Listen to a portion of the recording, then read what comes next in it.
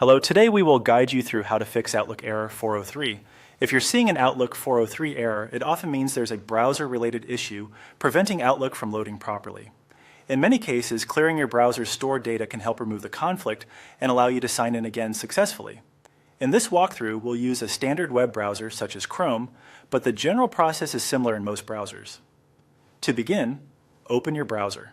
You can use Chrome or another common browser installed on your computer. Once the browser is open, look to the top right corner of the screen for the three-dot menu icon. This is where many browser settings and tools are located. Go ahead and click the three dots to open the menu.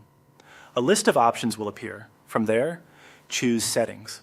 This will take you to the browser's main settings page, where you can manage things like privacy, security, and stored website information. Inside Settings, find and click Privacy and Security.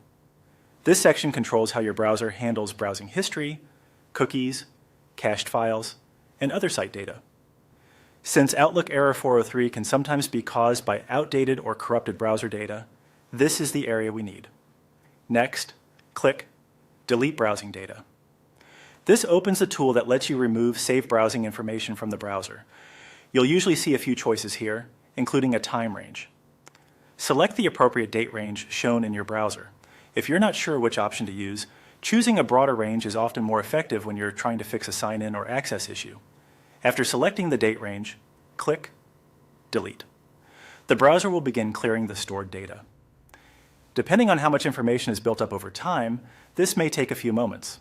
Once the deletion is complete, return to Outlook and log into your account again. Clearing browsing data can sign you out of websites and remove certain saved preferences, so don't be surprised if some sites ask you to sign in again. That's normal.